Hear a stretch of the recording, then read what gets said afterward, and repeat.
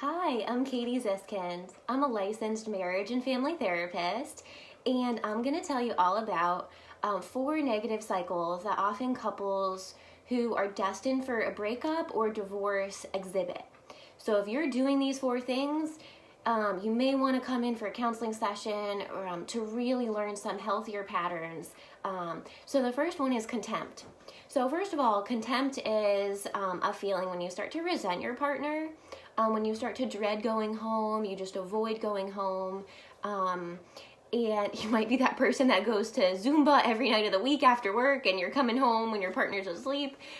So you start to really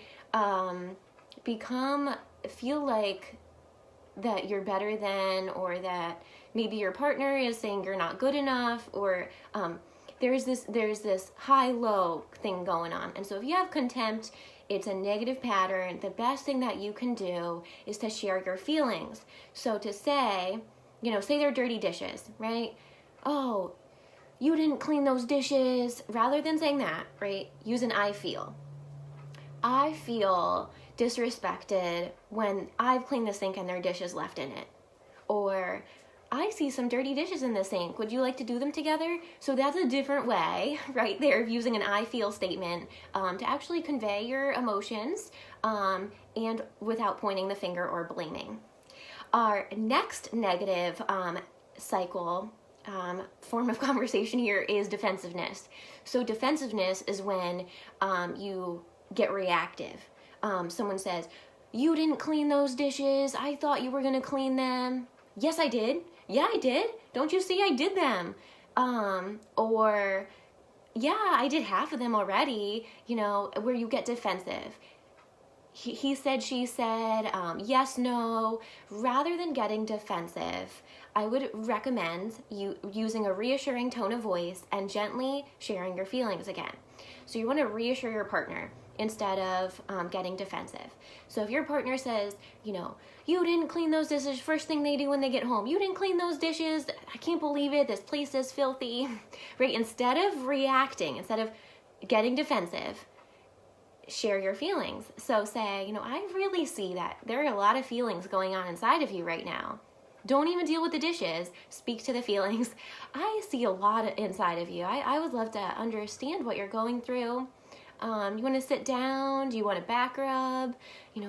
I would love to just hear, what was your day like? Like, the dishes will get done.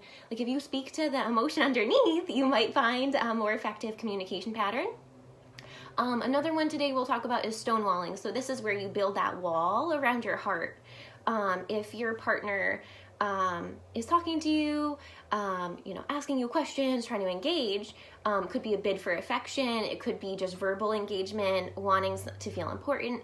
You stonewall. This means you build a wall, you isolate, you shut down, you might put your earbuds in, and it's actually very negative. It's a form of turning away from your partner.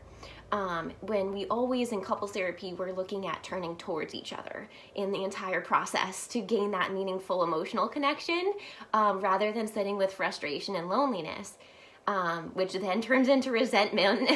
And then when people are resentful, they're not really their best selves. And then it just is a negative cycle.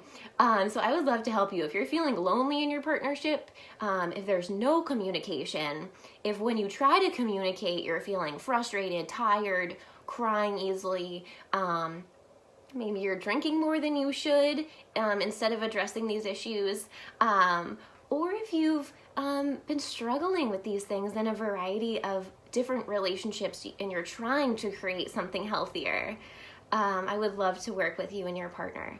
I also welcome and advocate for LGBTQ couples. So that is a huge passion of mine. I integrate art, yoga, music, and outdoor therapies along with traditional talk counseling for just a very creative, strength-based, compassionate approach. Because sometimes talking is really difficult and we need to use a different part of our brain, a different part of ourselves to get into touch with those feelings underneath the anger and frustration. So I use art and painting, some movement-based therapies, yoga therapy, I have a specialized expertise in yoga therapy for healing from sexual trauma, which is very, very influential on a partnership or marriage. So I would love to get connected. I only have a few spaces left in my schedule. So you're welcome to browse more at wisdomwithinct.com. And the link is below if you'd like to read that full article about the 4 negative styles of communication that actually predict a breakup or divorce. I'm Katie Ziskind, licensed marriage and family therapist at Wisdom Within Counseling in Niantic, Connecticut.